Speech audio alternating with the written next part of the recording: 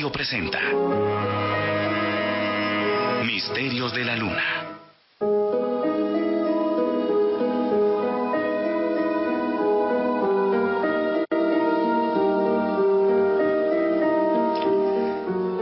La luna y su mágico embrujo.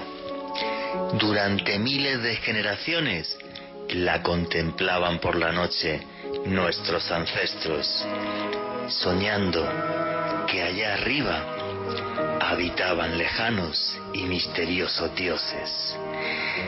La luna alumbró nuestros caminos mientras el hombre fue poblando todo el planeta.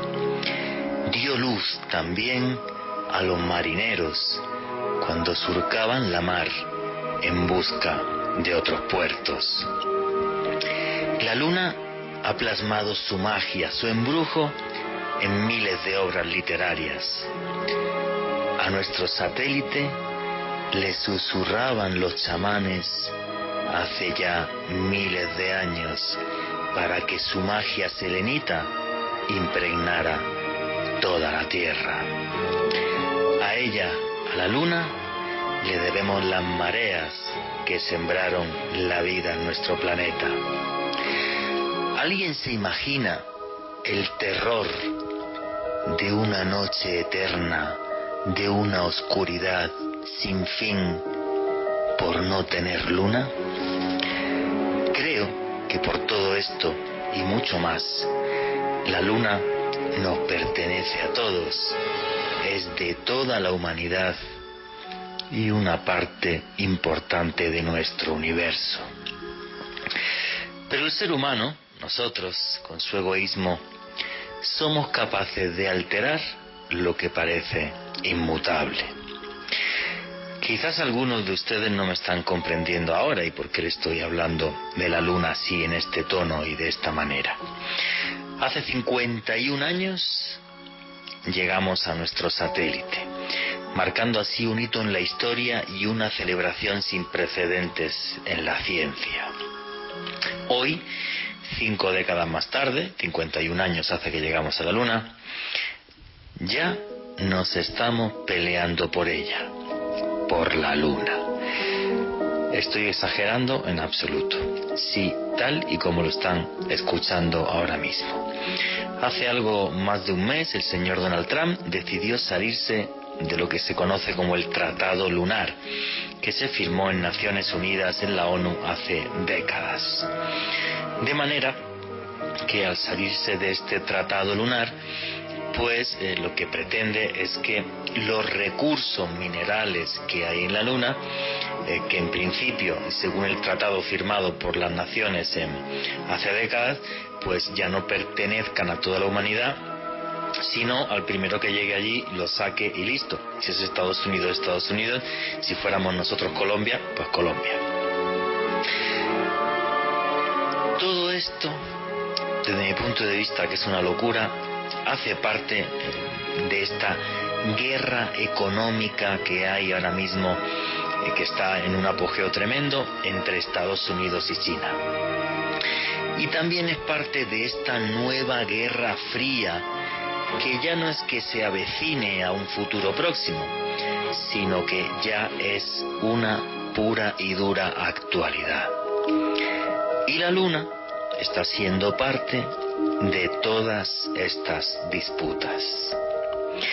Todo esto más tarde se lo voy a comentar con detalle en el programa, con audios de expertos, de periodistas de otros países.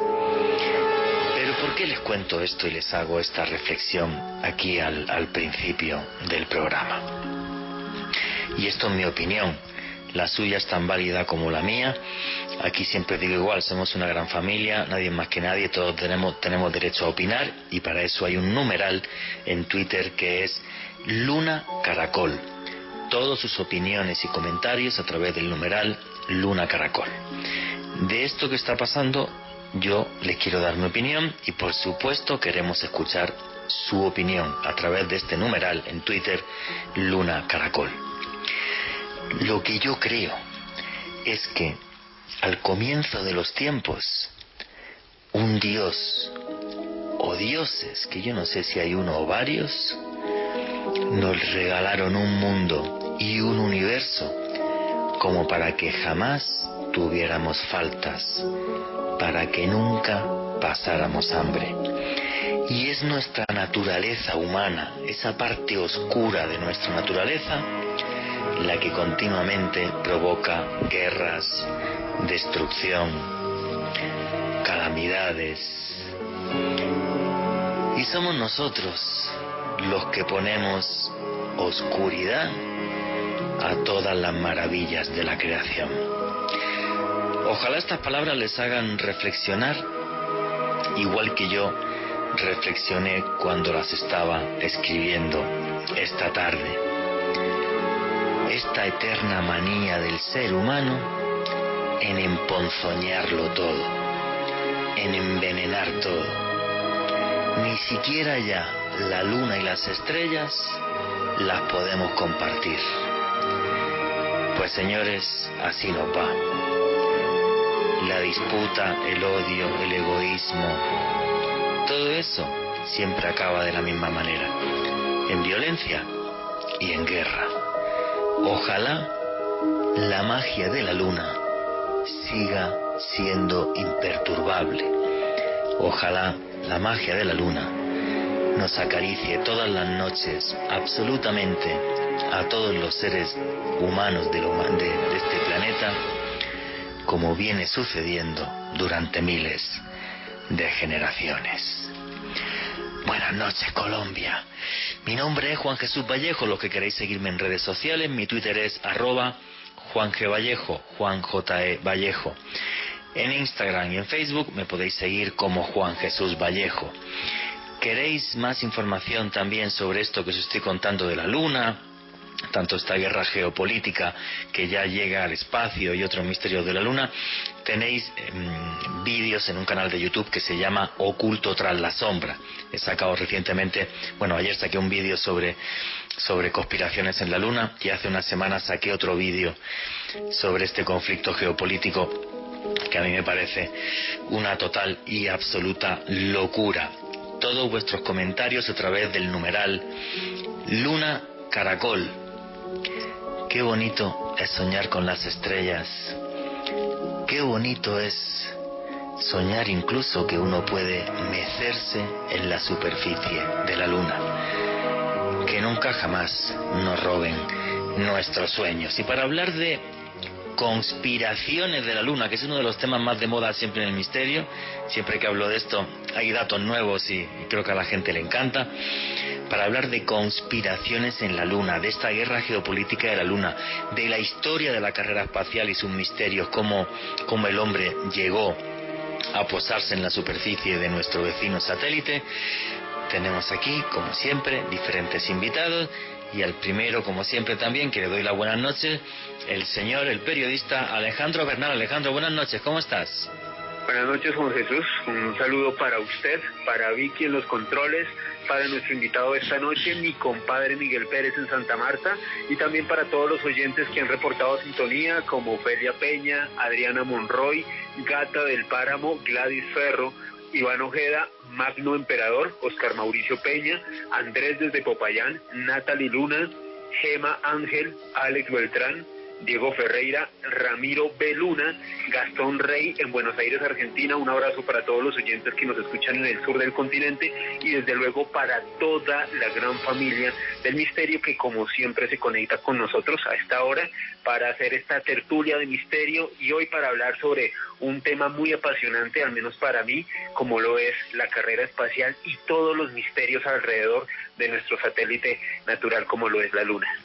Yo creo que es de los temas clásicos del misterio, ¿no? O sea, luego voy a contaros por qué me parece una soberana estupidez la gente que defiende que no estuvimos en la Luna. Y básicamente, si queréis os lo adelanto.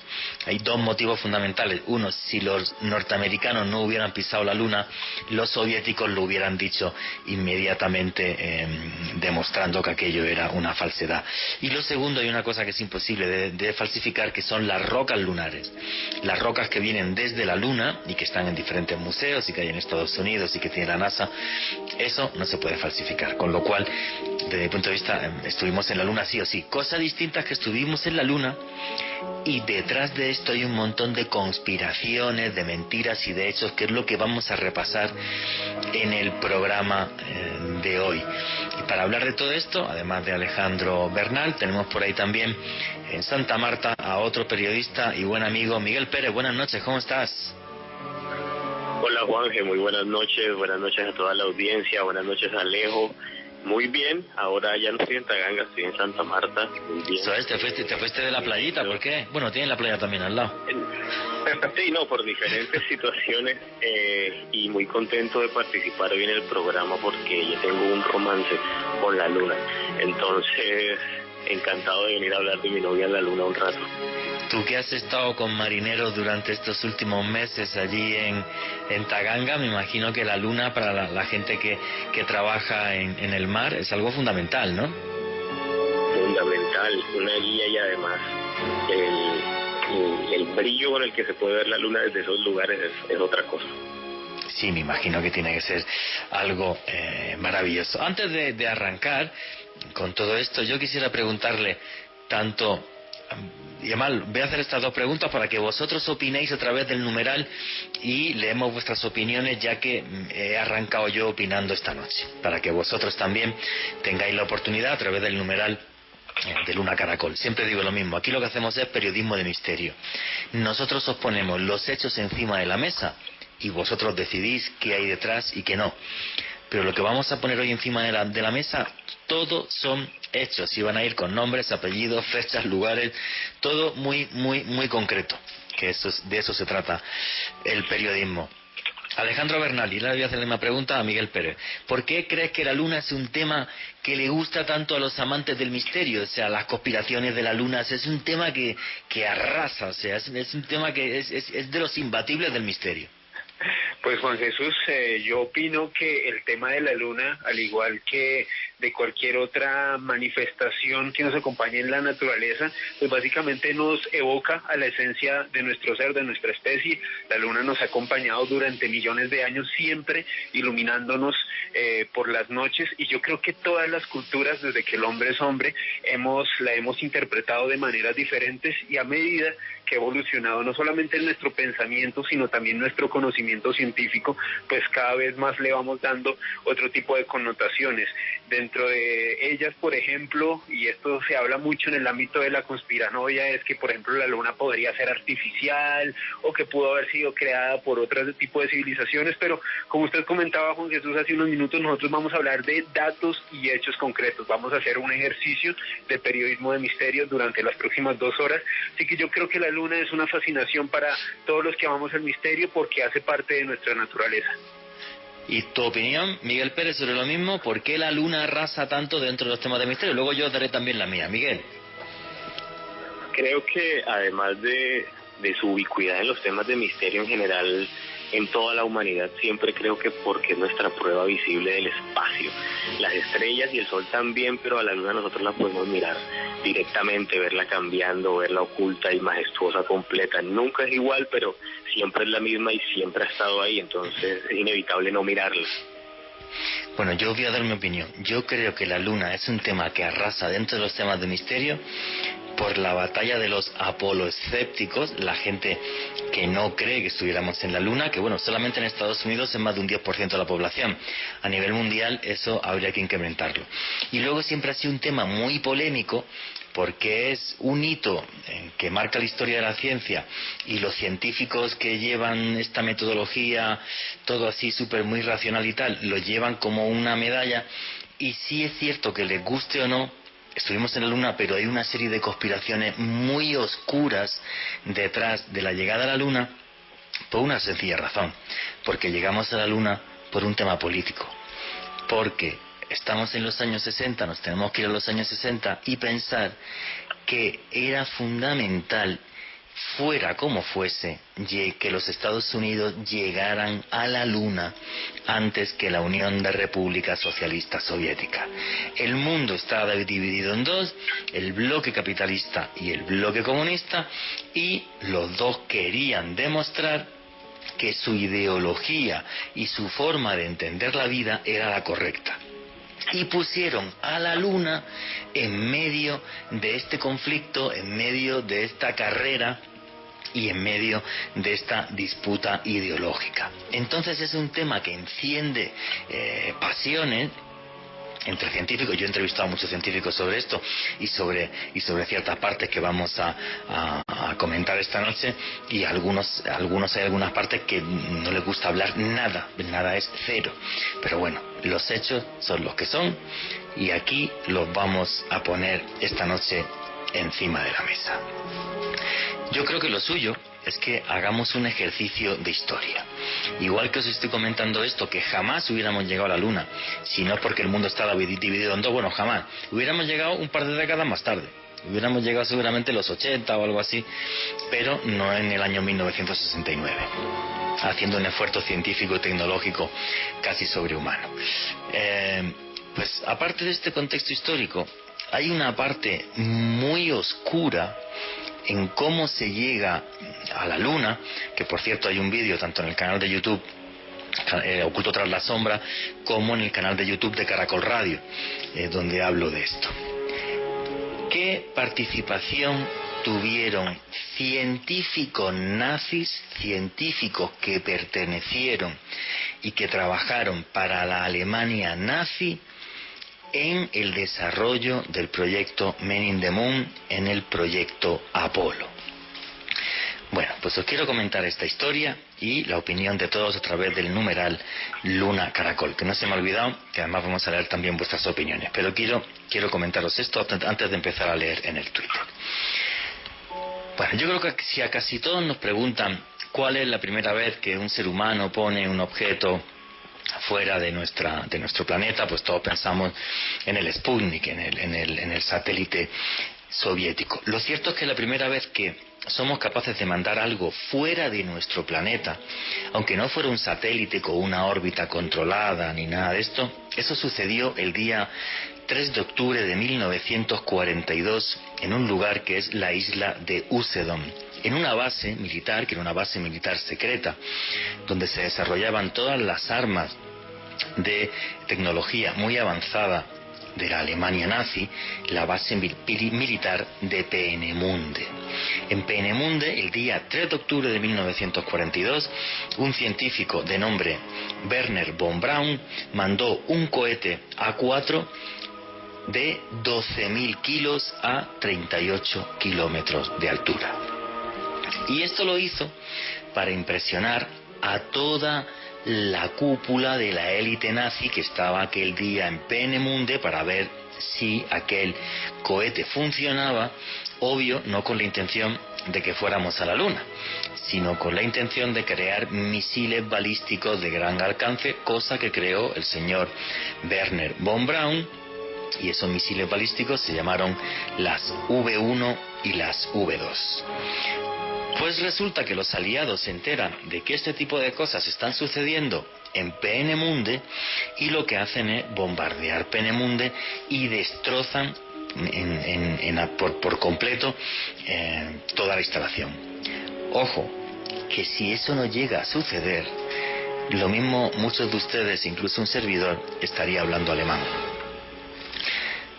Destruyen Peenemünde y los nazis se dan cuenta que es fundamental seguir con el desarrollo de estos misiles balísticos y lo hacen en un lugar, en un campo de concentración subterráneo, bajo tierra, que recibió el nombre de Mittelberg. Mittelberg estaba muy cerca de un campo de concentración que era el campo de concentración de Buchenwald. Desde Buchenwald se mandaban personas hasta Mittelberg que vivían como ratas bajo tierra. Y como ratas bajo tierra morían. Y en Mittelberg murieron 20.000 personas desarrollando los misiles balísticos V1 y V2.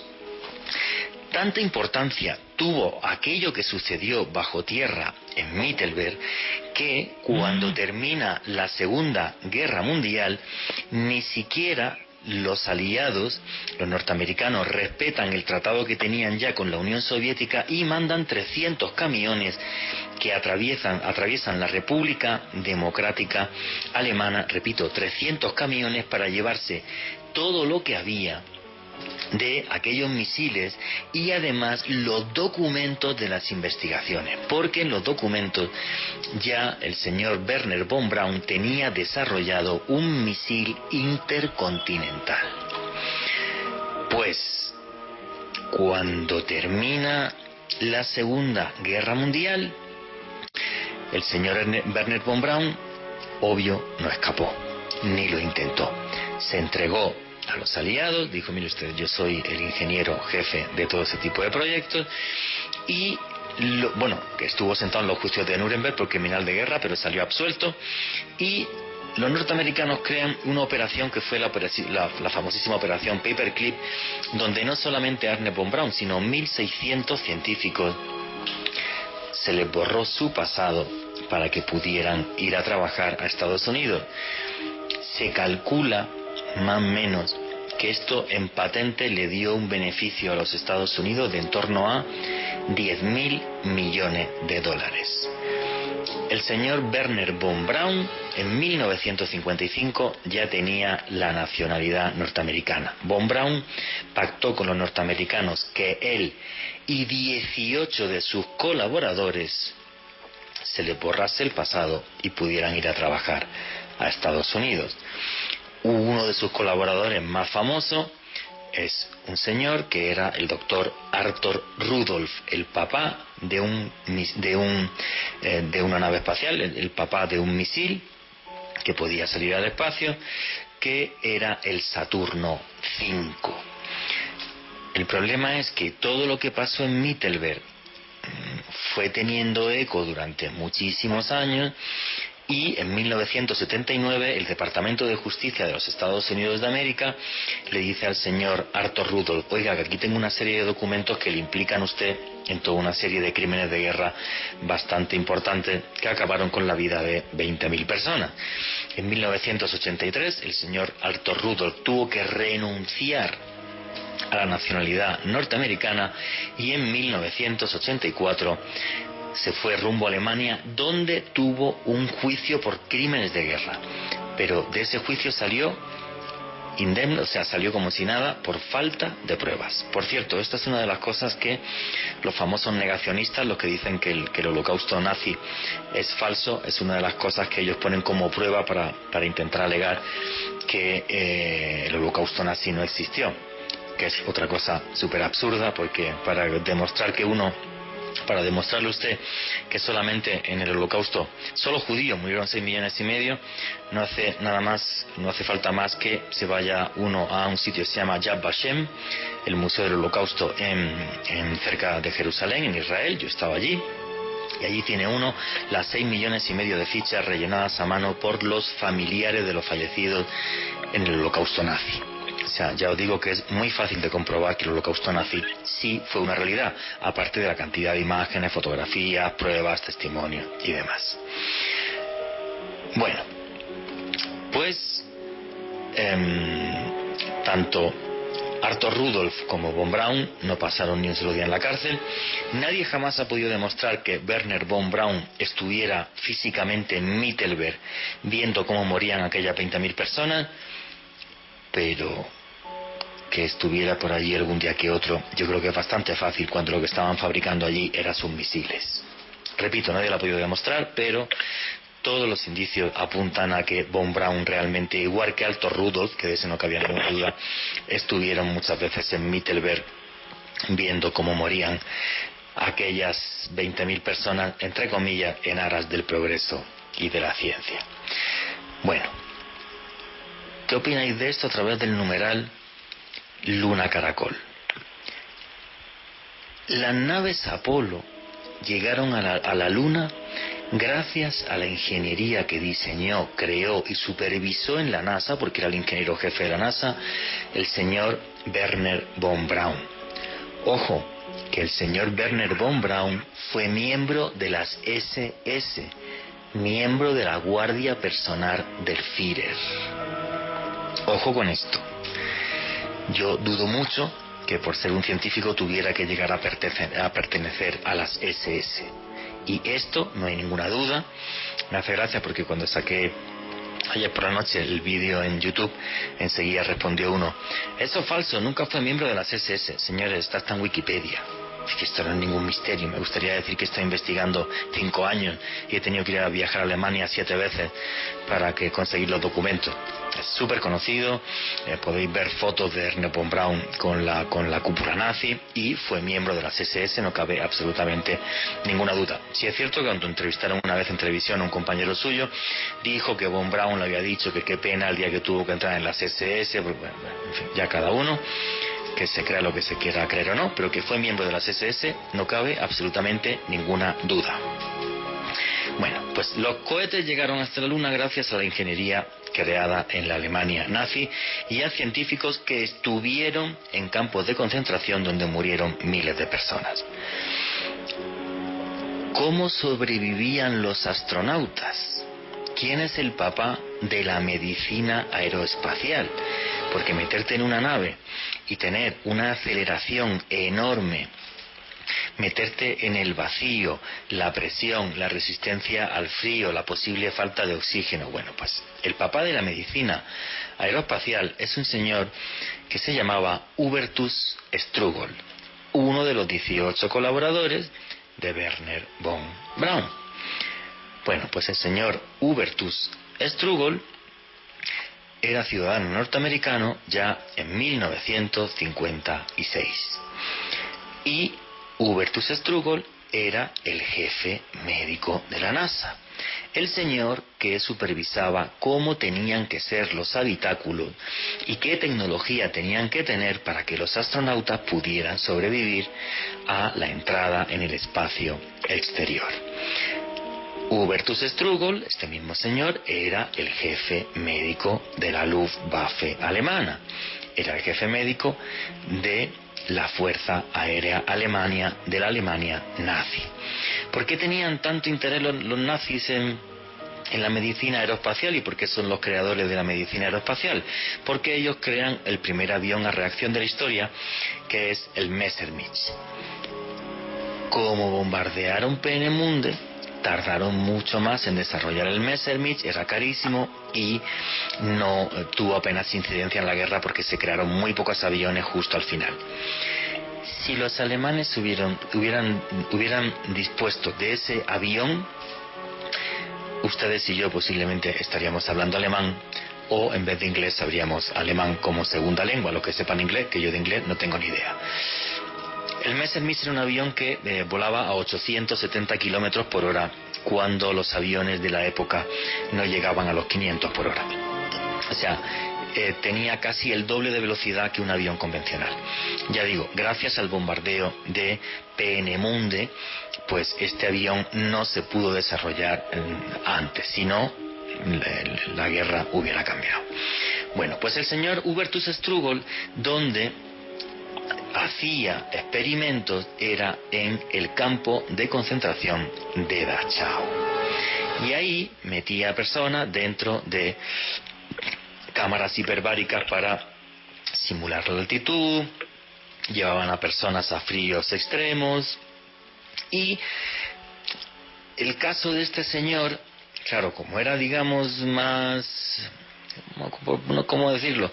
Como más a la vista, tuvo investigaciones del Departamento de Justicia en los años 1958, 1974 y 1983.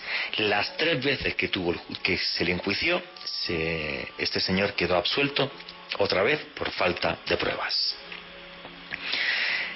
Y esto fue así hasta que en el año 2004, y ojo con esto, porque la fuente es la siguiente, la Academia de la Medicina alemana demostró que él supervisó un experimento con 6 niños epilépticos en el campo de concentración de Dachau, sometiéndolos a asfixia hasta que llegaban a convulsiones. Cogió niños epilépticos porque convulsionaban antes que un niño normal. Esto lo demuestra la Academia de Medicina Alemana en el año 2004. Unos años antes ya el Congreso Judío Mundial pidió que se retirasen fotos de él en universidades norteamericanas. Ante la cantidad de pruebas enorme, él había muerto ya muchos años antes, en el año 2013 se retiraron todos los premios internacionales que había con su nombre. No hay ningún tipo de duda de que el señor Hubertus Strugold, padre de la medicina aeroespacial, jefe de medicina aeroespacial de la NASA, era un criminal de guerra. No hay absolutamente ninguna duda.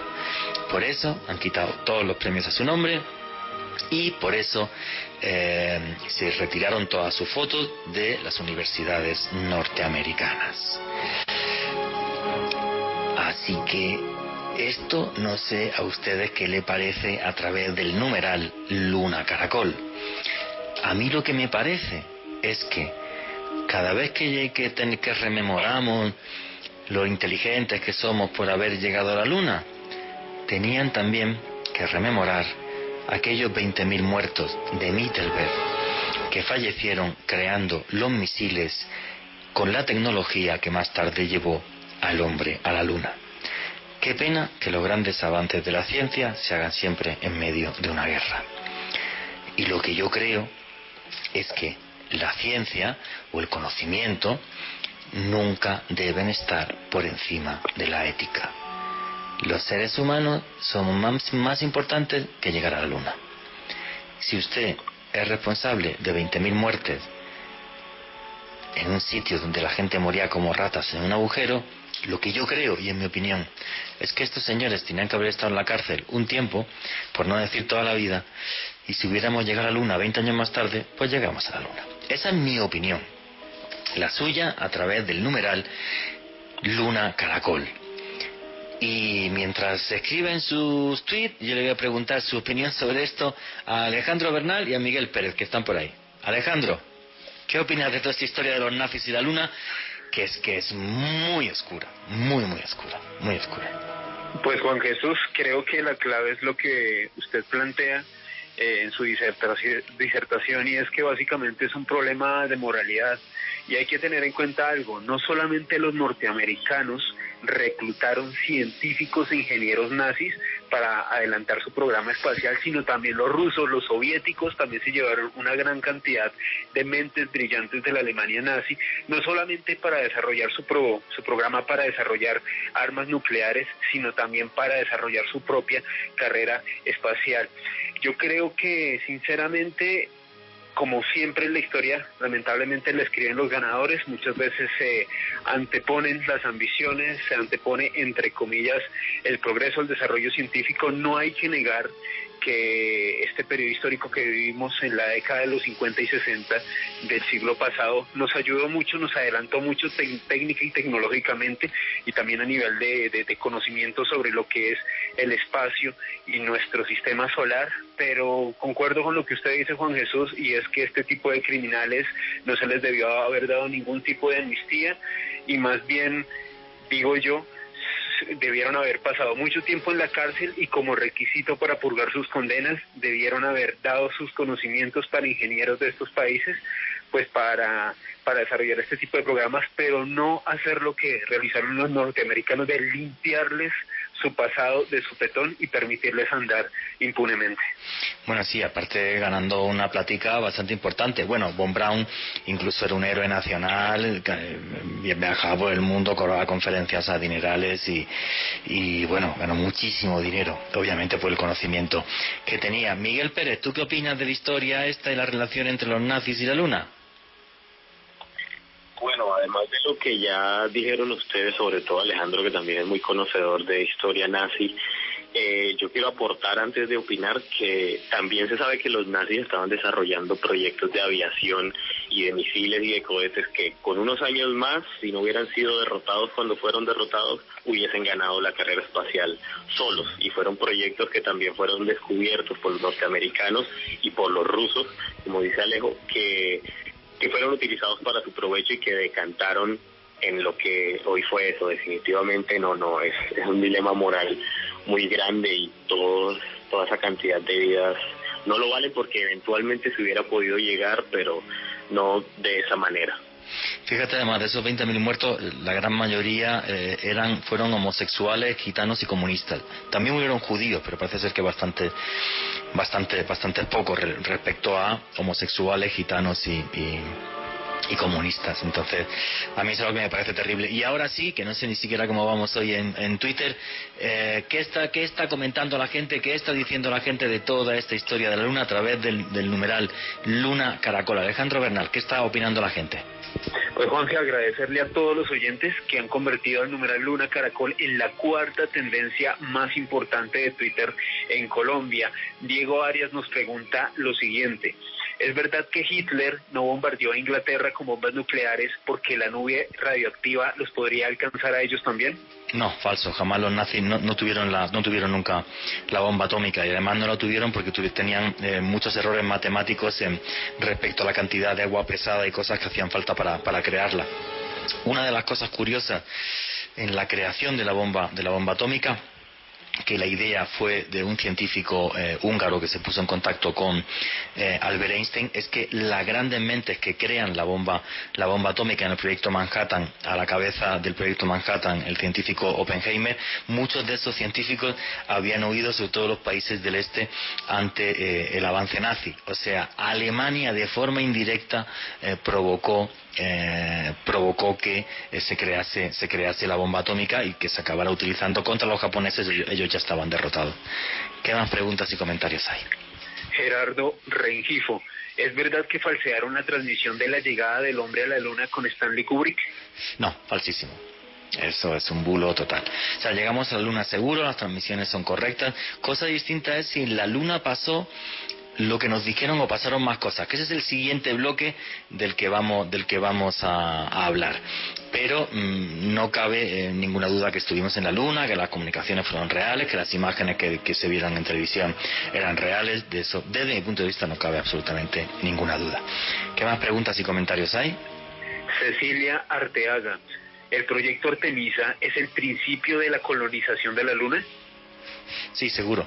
El proyecto Artemisa, para la gente que no lo sabe, es un proyecto norteamericano que quiere que la Luna haya una base permanente en la Luna en los próximos años. Y se ha adelantado el proyecto Artemisa y se está invirtiendo mucho dinero por toda la guerra geopolítica que hay de la Luna, que eso a este paso lo vamos a hablar en la segunda hora, ¿vale? Además tenemos audios de diferentes expertos sobre esto, pero sí, es el principio de la colonización de la Luna y de la explotación minera de la Luna también, sí, correcto. Eso si no llegan los chinos antes, pero bueno, parece que va a llegar a Estados Unidos antes. ¿Qué más preguntas y comentarios hay? Mr. X: si realmente Estados Unidos llegó a la Luna, ¿por qué no hay allí una base estadounidense como suelen hacer cuando colonizan cualquier territorio? ¿Y por qué ninguna otra potencia como Rusia o Japón han logrado pisar su superficie? Porque cuesta una platica. No solamente cuesta una platica, y la tecnología que tenemos ahora no es comparable a la que teníamos en los años, a finales de los 60, o sea, para que se haga la gente una idea. Un smartphone de los que tiene usted hoy día en el bolsillo tiene más complejidad electrónica que el módulo Águila que aterrizó en la Luna. O sea, la tecnología que tenemos ahora es infinitamente superior a la que teníamos en aquella época. Entonces, no, en aquella época no había capacidad de hacer una base permanente. Ahora con la tecnología que tenemos, sí. En eso están los desarrollos, tanto por parte de Estados Unidos como por parte de China. ¿Qué más preguntas hay? Carlos Andrés Ortiz: ¿qué tipo de minería se podría hacer en la Luna? La de helio 3, que es un material súper importante para el futuro energético de la humanidad, pero eso también lo voy a explicar en la siguiente hora. ¿Qué más preguntas hay? Adriana Martínez: ¿hay proyectos actuales para establecer bases permanentes en la Luna? El Artemisa de la NASA, sí. El Artemisa y también los chinos, También los chinos quieren tener una base permanente. Pero esto ya es tan loco que hay ya, o sea, a la vez que están pensando en las bases, también están pensando en los ejércitos interestelares y tal, y que se va a ir en la Luna. O sea, que esto es muy fuerte, pero bueno, repito, todo eso lo voy a contar en la siguiente hora. ¿Qué comentario más o qué pregunta hay? Diego Darco: ¿no había un ex trabajador de la NASA quien dijo que revelaría unas fotos ocultas de la Luna? No, que yo sepa, no. Lo que sí había es un ex trabajador de la NASA que era el director de conservación de fotos de la NASA, Ken Johnston, que habló de ruinas en la Luna. Y eso es lo siguiente que quiero comentar conforme acaben vuestras preguntas. ¿Qué más? Luis Cantor: cuando el Apolo 11 llegó a la Luna en 1969 y el astronauta Neil Armstrong dio un gran salto para la humanidad, todo pareció perdido para la Unión Soviética. Bueno, todo no. pero sí era un golpe de efecto a las masas tremendo. La publicidad es fundamental, y hacer creer a la humanidad que tu sistema y tus capacidades son mejores que las de tu enemigo, pues es algo clave. Y por eso se gastó tantísimo dinero en la carrera espacial. Ya os digo, si no hubiera sido por la Guerra Fría hubiéramos llegado 20 años más tarde, seguro. ¿Qué más preguntas hay, comentarios? Marcos Rojas, ¿quién fue el segundo de Wernher von Braun en el desarrollo de sondas espaciales por parte de la NASA? Arthur Rudolph, el creador del Saturno V. Esa era la mano derecha de von Braun, sí, efectivamente. El que tuvo que renunciar a la nacionalidad norteamericana y regresar a Alemania en 1984. Y salió sin cargo del juicio que se le hizo por criminal de guerra por falta de pruebas. No Easy Way Out. ¿Quién fue el asesor científico de John Fitzgerald Kennedy que aconsejó que se podía y que había manera de llegar a la Luna? No, o sea, Kennedy me imagino que tendría consejo científico el director de la NASA, que no recuerdo el nombre y demás, pero sabían que la tecnología que tenían, no solamente que la tecnología que podían alcanzar haría que pudieran llegar a la Luna, es que ya los rusos lo estaban haciendo. El problema no es que Kennedy tuviera un asesor científico y dijera, oye, que podemos ir a la Luna, y dijera Kennedy, venga, pues ponemos la plata. No, es o poner la plata o estos llegan primero. Claro, esa era la clave. ¿Alguna pregunta más? Edixon Giraldo, mi primer contacto con el misterio fue un libro denominado precisamente El Libro del Misterio, y había todo un capítulo dedicado a grabaciones ocultas de las misiones Apolo. Ninguna real. Todas las grabaciones ocultas supuestamente del Apolo que han salido y demás, yo no apostaría absolutamente por ninguna. Es que aparte, vamos a ver, uno de los grandes... Mira, faltan 14 minutos, voy a intentar contar esto antes de que termine la segunda parte, y luego vuestros comentarios y preguntas a través del numeral Luna Caracol, pero ante las preguntas y demás, os voy a contar esto de la gran conspiración de la Luna, porque es algo en lo que yo tengo mucho que ver con este tipo de cosas, y tengo que ver pues por casualidad, no porque fuera una historia que yo buscara. Vamos a ver cómo os cuento esto, y la segunda hora voy a dejar mucho que hables mucho más, tanto Alejandro Bernal como Miguel Pérez, que los tengo ahí a los dos, a los pobres callados, y tienen un montón de información también que daros sobre cosas curiosas de la Luna. Vamos a ver. Hace muchos años en Sevilla, en concreto en el año 1999, cuando yo todavía vivía en la ciudad de Granada, no vivía en Madrid, pues yo estaba un día tomándome un café con dos buenos amigos míos. Buenos amigos no, dos papás, porque hay gente que me apoyó muchísimo en mi carrera periodística, tanto en Andalucía y luego en Madrid, y les quiero como si fueran mis hermanos. Además, dos grandes periodistas que son José Luis Hermida y Pepe Ortiz. Entonces yo me estaba tomando un café con José Luis Hermida y Pepe Ortiz, y me comentan lo siguiente: oye, nosotros teníamos un amigo que se llamaba Alan Davis, que era ingeniero de la NASA, y no cualquier ingeniero, fue ingeniero jefe en la isla de la Antigua, donde se recibieron las señales de televisión del alunizaje, y este señor nos comentó que él vio unas imágenes de algo que parecían como unas ruinas, imagínense como trogloditas, como una especie de dolmen sin techo, pero donde se atisbaba como una especie de puertas y de ventanas y demás. Y pues nada, pues él dice que en una comunicación oculta, aunque la NASA te van a decir que todas las comunicaciones eran públicas, él vio eso. Y yo les dije, oye, esto es una bomba informativa, perdón, pero yo no puedo meter un artículo en ninguna revista ni en ningún lado si yo no tengo la filmación, el vídeo donde este señor, que yo no pongo en duda de que fuera quien es, lo cuente. Y entonces me dijeron, Juanje, que lo tenemos grabado en vídeo. Y yo dije, ¿cómo? Dijo, pasarme el vídeo. Me enviaron el vídeo, y cuando yo vi lo que este señor cuenta, enseguida cogí el teléfono, llamé a Madrid, y en la revista Enigmas, que ya por cierto, por desgracia se extinguió, antes era de tirada internacional, en el año 99, de repente apareció una portada allí tremenda de hay ruinas en la Luna, exclusiva, tal, no sé qué. Pues bueno, pues todo eso lo escribió este señor que ahora mismo os está hablando. Aquello fue, no sé ni cuánta gente me llamó, ni, bueno, no os podéis imaginar el follón que se montó con esto.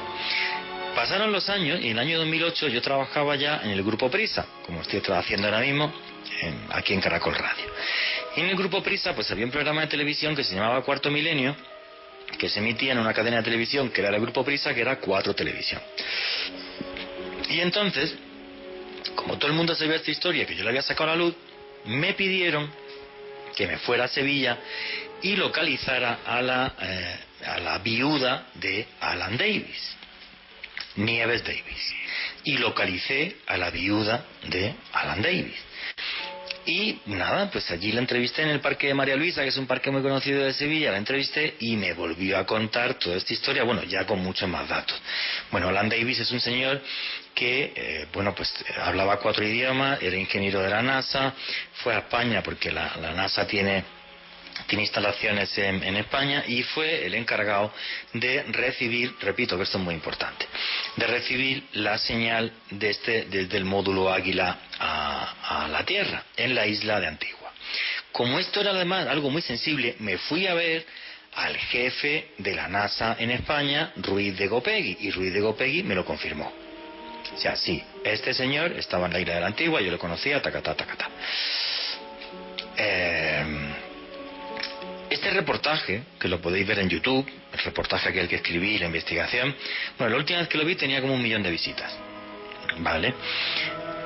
Porque todo el mundo me corrobora de nuevo toda esta historia y el vídeo de Alan Davis, el trozo donde él cuenta eso, está colgado en ese vídeo en YouTube, ¿vale? Entonces es muy sencillo, ponéis en YouTube Ruinas Luna y listo. Mira, por cierto, para el canal de YouTube Oculto tras la sombra también lo podía sacar. Lo que pasa que, a ver, el vídeo está en mi archivo en España. Traerme mi archivo de España me cuesta un platal bastante importante. Pesa unos cuantos kilos. Total, que cuando yo saco el reportaje en el año 2008, ya para el Grupo Prisa, en televisión, pues resulta que en el año 2007, en el Club Nacional de Prensa de Washington, un científico de la NASA, Ken Johnston, que era el director de conservación de fotos de la NASA, comentó 2 cosas que fueron también sonadas a nivel mundial. Una, que muchas imágenes originales que supuestamente se veían de lo que sucedía en foto, porque no estaban retransmitiendo siempre lo que pasaba en la Luna, retransmitían trocitos. Pues la fotografía, él confirma delante de la prensa, repito, año 2007, Club Nacional de Prensa en Washington, él confirma delante de la prensa que muchas de esas imágenes estaban retocadas para que quedaran más bonitas, tal historia. Y luego, otra cosa súper importante es que vuelve a contar lo mismo que Alan Davis, que él vio fotografías de lo que él entiende que eran restos de una civilización muy antigua. Y de esto yo tengo 2 teorías. 2 hipótesis. Bueno, yo apuesto por una. Yo no creo que en la Luna hubiera una gran civilización hace millones de años y que vivieran allí, porque la habitabilidad de la Luna es muy reducida. Ahora, que eso lo hiciera una civilización de otro mundo y lo dejara allí como una especie de señal, o vete a saber, hace miles de años, a mí sí me parece muy extraño que 2 personas que yo creo que no se conocían entre sí, porque yo no he podido entrevistar a Ken Johnston, cuenten lo mismo y los 2 sean personal de la NASA. Y de esto sí que no cabe absolutamente ninguna duda. Vuestras opiniones, tan válidas como las mías, a través del numeral Luna Caracol. Pero repito, los hechos son los que son. Y aquí hacemos periodismo y por eso os doy fechas, nombres concretos, con quién me he sentado, con quién hablé y os pongo todo encima de la mesa. Pero lo más extraño de toda esta historia, de esas imágenes de la Luna, es que encima de todo las imágenes se perdieron, ¿verdad, Miguel Pérez? ¿Dónde están las cintas originales de todo lo que pasó en la Luna? Hasta el día de hoy, de las miles de cintas, no se sabe dónde están. Se han recuperado unas 100 de 13.000. Y aquí empieza toda una historia gravísima. Bueno, a mediados del año 2006, la NASA aparece y dice que está confirmando el rumor que las cintas y las grabaciones del alunizaje del proyecto Apolo 11 se habían perdido. Todo lo que se registró el 20 de julio del 69, todo lo que fue transmitido a la Tierra, que además fue transmitido y copiado en una calidad mucho más baja de la original, todo eso se perdió. No porque se dañasen, sino porque no se sabe dónde están ubicadas. Hasta la fecha solo se han encontrado 100 de unas 13.700 cajas con 13.000 cintas, con el registro del hecho científico más importante de todos los tiempos, siguen desaparecidas. Es que, vamos a ver, yo no sé qué opináis a través del numeral Luna Caracol. Esto es muy loco. O sea, el mayor hito histórico del siglo XX es que llegáramos a la Luna. El mayor hito científico del siglo XX y de la historia es que llegáramos a la Luna. Bueno, pues todas las miles de cintas de todas las horas que estuvieron allí los astronautas supuestamente grabando vídeo no están. ¿Qué son? ¿Cuántas cajas y cuántas cintas has dicho, Miguel? 700 cajas y contienen 13.000 cintas con todo el registro visual. No sé qué opináis a través del numeral Luna Caracol. Y luego en la NASA se llegaron a dar, con perdón, algunas excusas un poco desde el punto de vista absurdas, que es como no teníamos plata y entonces pues teníamos que reutilizar cintas, o no sé, llegaron a decir cosas muy absurdas. Entonces yo lo que opino es, o aquí hay una mano negra detrás y esto sí es una conspiración, con perdón del carajo, y nos están ocultando información, o es que el señor que lleva el archivo de la NASA, vamos, yo no le dejo que archive ni el archivo mío personal. O sea, vosotros me diréis. O sea, el mayor hito histórico del siglo XX, el mayor hito científico de la historia, y no están las imágenes. O sea, las imágenes desaparecieron. O sea, es que me parece una total y absoluta locura. Faltan 3 minutos y medio. Vamos a darle paso a la gente que quiera opinar a través del numeral Luna Caracol sobre esto, y la siguiente hora vamos a arrancar con geopolítica de la Luna y Miguel Pérez y Alejandro Bernal, que los tengo ahí muy callados, que nos cuenten un montón de historias. Es que os quería contar esto. Bueno, vamos a ver, todo esto que os he contado es parte de mi último libro, Conspiración, cómo nos manipulan las élites del mundo, que por cierto lo podéis conseguir a través de web como Buscalibre o en la Librería Nacional. Repito, Conspiración, cómo nos manipulan las élites del mundo, de Editorial Aguilar. Y esta es la investigación de la Luna que yo hice para ese libro, que está mucho más detallada obviamente en el libro. Y hay una parte que os repito, es que es una vivencia mía, porque es una historia de la Luna en la que me escribieron de medio mundo, me llamaron de medio mundo, y es una historia que me encontré, es que ni siquiera la busqué. Es así de loco, ¿no? Lo que hace en la vida tener buenos amigos. Bueno, pues repito, este libro, Conspiración, cómo nos manipulan las élites del mundo, ahí tenéis mucha más información sobre esto. Alejandro, ¿qué está comentando la gente a través del numeral Luna Caracol?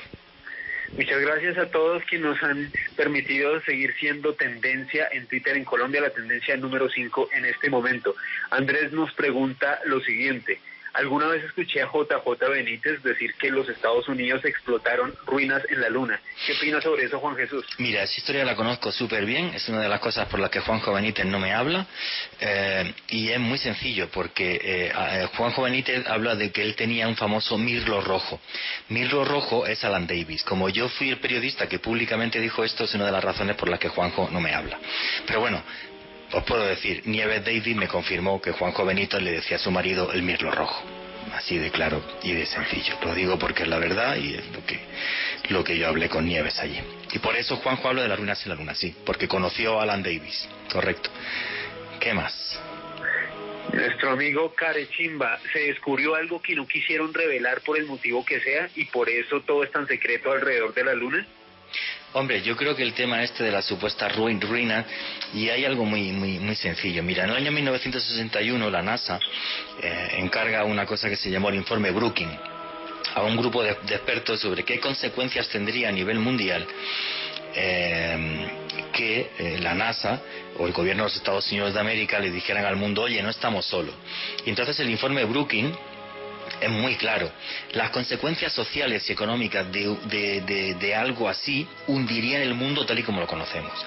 Tan en serio se lo tomaron los norteamericanos que en la Ley Federal, apartado 14, sección 1211, cualquier empleado de NASA o de cualquier organismo norteamericano que dijera algo sobre que había vida fuera de la Tierra tenía que pagar una multa de $5.000 de los de entonces, y además 1 año de cárcel. Esta ley se retiró, también es cierto, en 1991.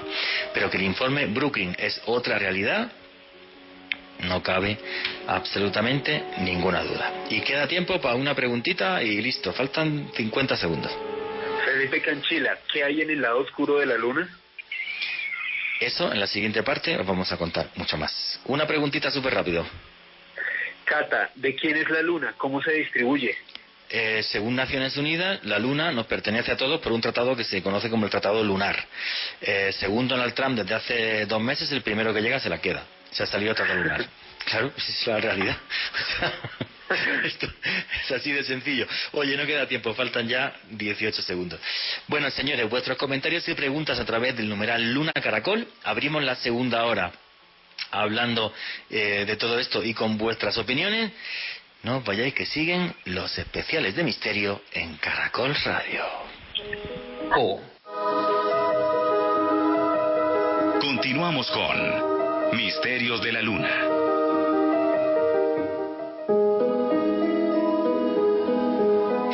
Continuamos con los especiales de misterio, de periodismo de misterio de Caracol Radio. Y aquí lo que hacemos es periodismo. Y antes de que Alejandro Bernal vea algunos de vuestros comentarios, los lea a través del numeral Luna Caracol, en un ejercicio de periodismo uno lo que intenta es poner los hechos encima de la mesa. Yo os dije que toda esta historia me la dieron 2 grandes amigos míos, uno de ellos me está viendo ahora desde las estrellas, que se llama Pepe Ortiz, y otro se llama José Luis Hermida.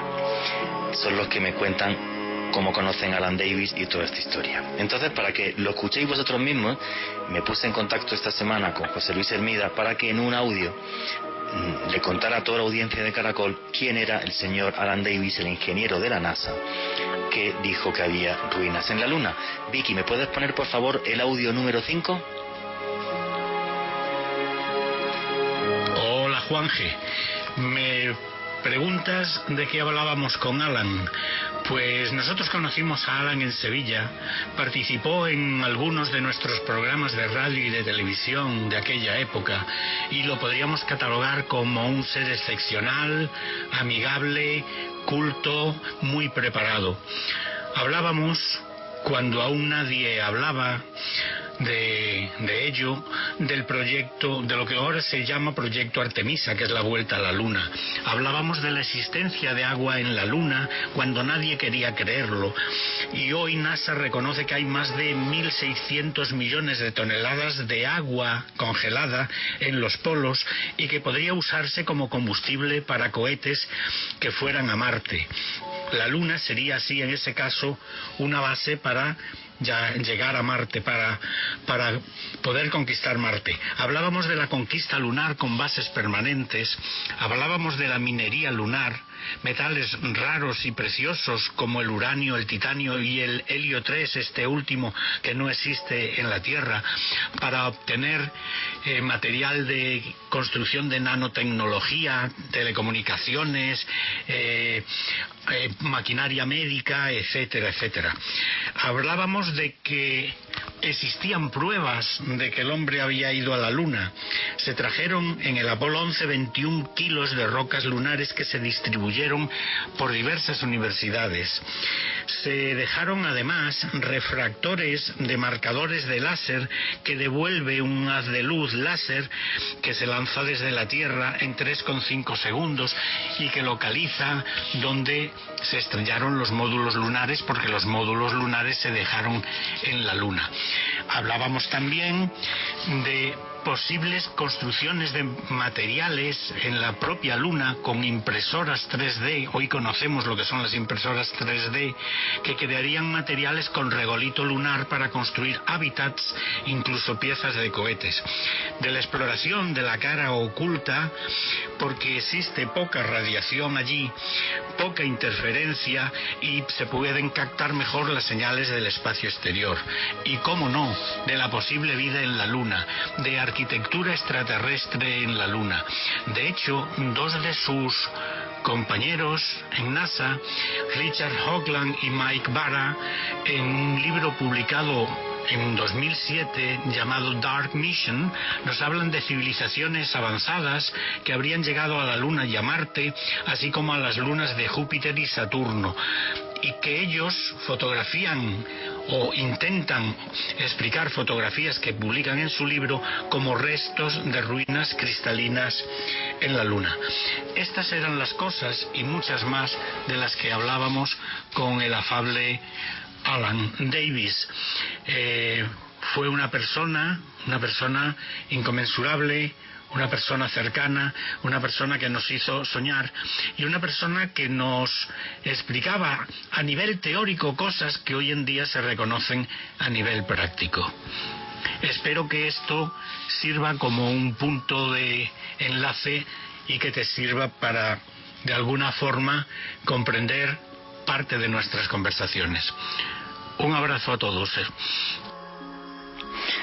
Bueno, pues yo creo que es un ejercicio de periodismo. Desde aquí le mando un fuerte abrazo a José Luis Hermida, que tuvo la gentileza de cogerme el teléfono y mandarme este audio para que toda la audiencia de Caracol vea pues lo que es hacer periodismo. O sea, cuando te encuentras testimonios de testigos que son muy cualificados porque han vivido algún hecho histórico en una posición privilegiada y que lo acaban contando. Entonces es una historia que a mí me parece fascinante y que tuve la suerte de vivir gracias a estos dos grandes amigos. Antes de meternos en geopolítica y la Luna, Alejandro Bernal, ¿hay algún comentario a través del numeral Luna Caracol en Twitter?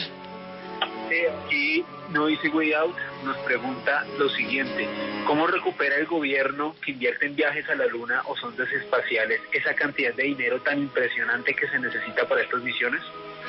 Bueno, el proyecto Artemisa, el que se queden en la Luna, que es de lo que vamos a hablar ahora, la explotación minera lunar puede dar muchísimo dinero, muchísimo más de lo que se va a invertir.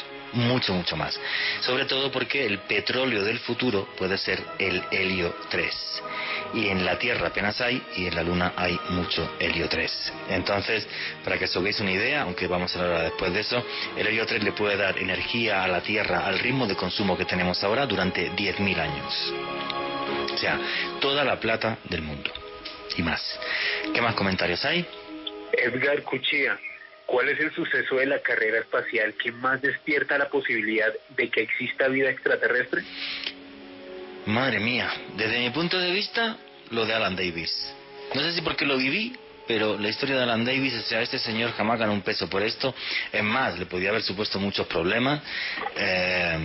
Y no sé, que contara eso, yo es una cosa que todavía no solamente me fascina, sino que además como periodista tuve la suerte de vivirla y de poder contarla. ¿Qué más comentarios hay?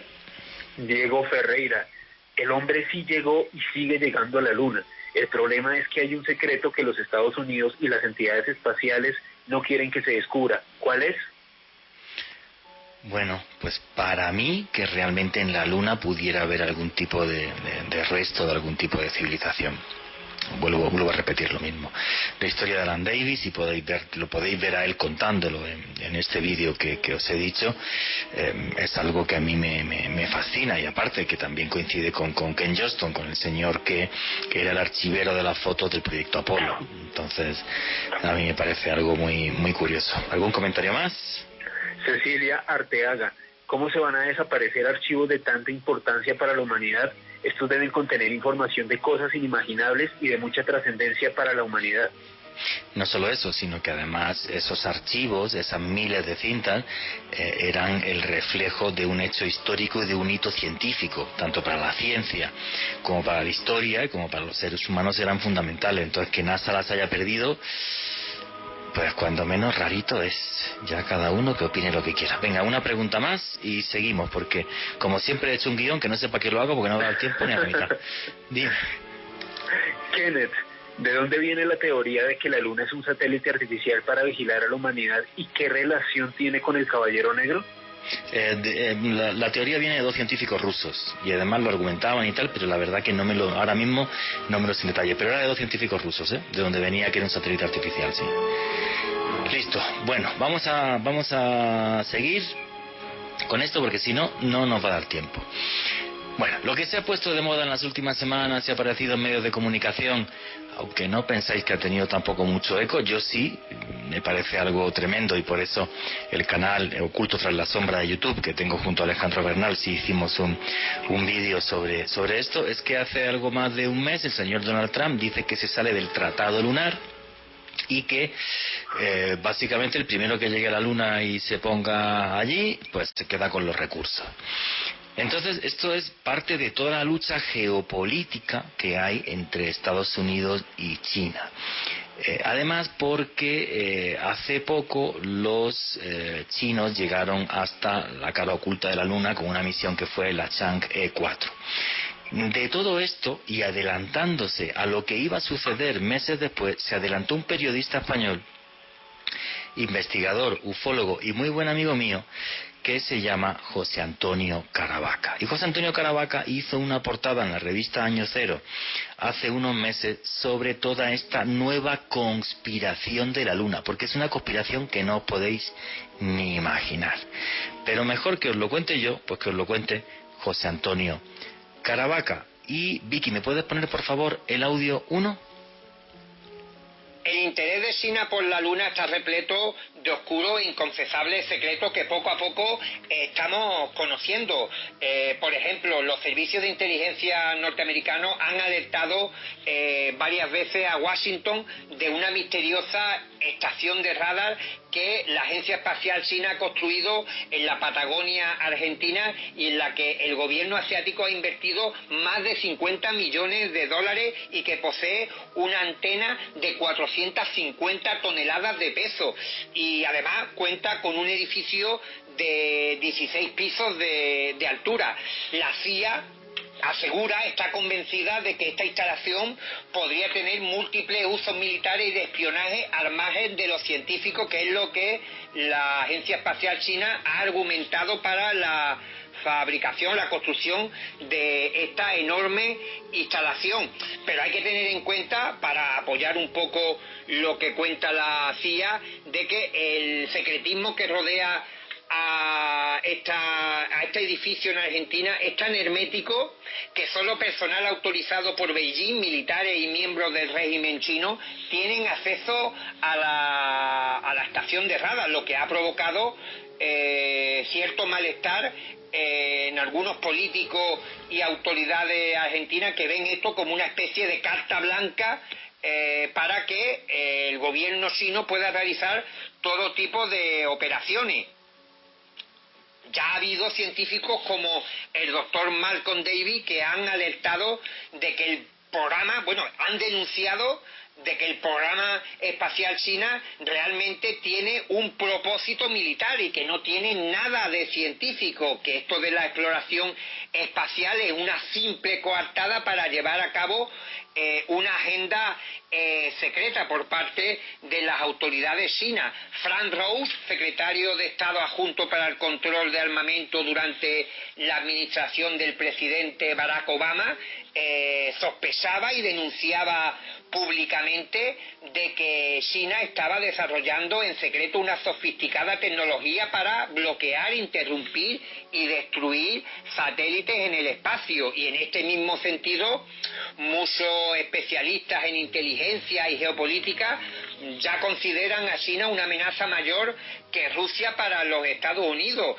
porque hay que tener en cuenta sus logros en estos últimos años, como por ejemplo su capacidad para destruir satélites a gran altura. En 2013 China utilizó un misil para destruir un satélite que se encontraba a 35.000 kilómetros de distancia de la Tierra, y todo esto no ha hecho sino acrecentar los múltiples rumores de que China, como decía, tiene una agenda encubierta, en secreta, para desarrollar en paralelo a estas misiones lunares, que es lo que el gobierno chino ofrece a los medios de comunicación.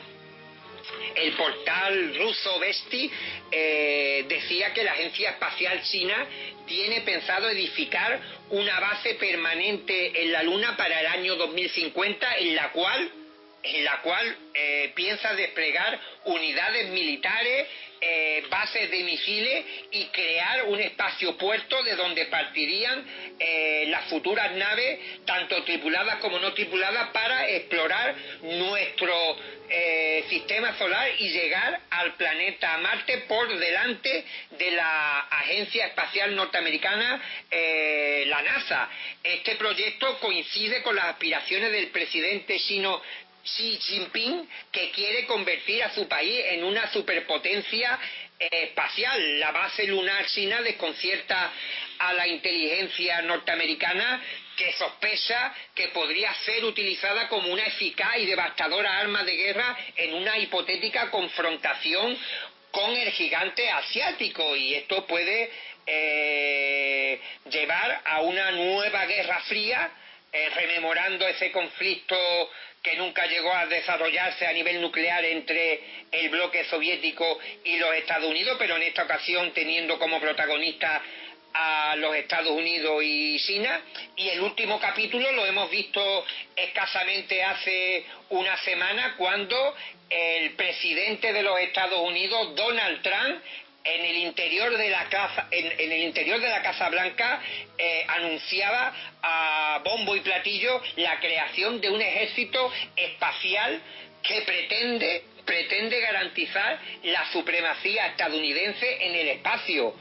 Habrá que ver en qué acaba todo esto. Los que queréis seguir a José Antonio Caravaca en Twitter, su Twitter es José A. Caravaca, porque publica unas cosas de ovnis, sobre todo buenísimas, aparte de este tipo de investigaciones. Bueno, pues José Antonio Caravaca, buen amigo, hermano mío de toda la vida, se adelantó muchos meses con este artículo que fue portada a lo que iba a suceder. Una nueva guerra fría y la luna de por medio. Y además, ya a la vez que se está desarrollando el proyecto Artemisa, pues desarrollo, fuerzas aéreas, fuerzas militares espaciales, o sea, una cosa que no sé qué opináis a través del numeral Luna Caracol. Para mí una cosa, pero de locos, o sea, de locos. ¿Hasta dónde puede llegar esta confrontación en el espacio y modificar la geopolítica que hasta ahora tenemos en nuestro planeta? Pues que nos lo cuente José Antonio Caravaca, y ahí os pongo, Vicky, por favor, el audio número 2. La Administración Espacial Nacional China lanzó el 7 de diciembre de 2018 la sonda Chang'e 4, que alunizó con éxito el 3 de enero de 2019 en la cara oculta de la Luna. Con este hito científico, China se convirtió en el tercer país del mundo, después de los Estados Unidos y Rusia, en colocar un artefacto construido por el hombre sobre la superficie de la Luna. A raíz de este hecho, que fue ampliamente divulgado por los medios de comunicación, los Estados Unidos comenzaron a mirar con cierta desconfianza el evidente y espectacular avance de las misiones espaciales chinas, temiendo que el gigante asiático se adelantara en la conquista del planeta Marte, un ansiado sueño y proyecto de los expertos de la NASA. Varios especialistas internacionales barajan la posibilidad de que el verdadero propósito de China en todo este asunto no sea el meramente científico, que se trate de un avance espacial sin más, sino que su objetivo oculto sea el de explotar minas lunares para extraer un peculiar isótopo del helio, el denominado helio 3, que resolvería los problemas de energía en la Tierra durante los próximos 10.000 años. El valor potencial del helio 3 se calcula en 2.000 millones de euros la tonelada, aunque eso sí, el gobierno chino tendría un problema legal, porque tendría que enfrentarse al Tratado del Espacio Exterior de las Naciones Unidas, donde se especifica muy claramente que los recursos que se encuentren en la Luna son propiedad de toda la humanidad. Tal es el conflicto espacial que se avecina en los próximos años, que la NASA, por ejemplo, tiene prohibido por ley colaborar con la agencia china, ya que los servicios de inteligencia norteamericanos están convencidos de que el ejército chino es quien realmente controla en la sombra a los científicos asiáticos, que por tanto se podría producir cualquier tipo de espionaje. De hecho, hay que tener en cuenta como dato muy importante en toda esta historia de la carrera espacial china y de su interés en nuestro vecino satélite, que en el año 2011 el Congreso de los Estados Unidos prohibió específicamente a la NASA o a la Oficina de Política de Ciencia y Tecnología de la Casa Blanca utilizar fondos federales para colaborar de cualquier manera con China o con cualquier empresa china. Por tanto, ahí se prevé un potente y desconocido conflicto que se verá resuelto en los próximos años. Pues una conspiración y la luna de fondo. ¿Y por qué la luna de fondo? Porque en la luna hay mucho helio 3. Y el helio 3 es un material con el que se puede desarrollar una tecnología que es la tecnología de fusión nuclear. Ahora, imaginaros el problema que sería que todo el petróleo del mundo estuviera en manos de un solo país.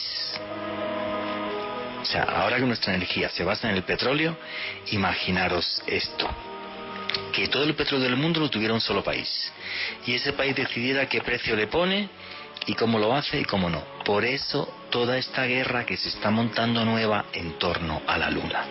Para que nos explique bien qué es el helio 3, pues hoy estoy presumiendo de amigos, le escribí y le hablé con un buen amigo mío, con David Zurdo, que es escritor, que es ingeniero, y que nos va a contar en un audio pequeñito la importancia del helio 3. Vicky, ¿me pones el audio 3, por favor?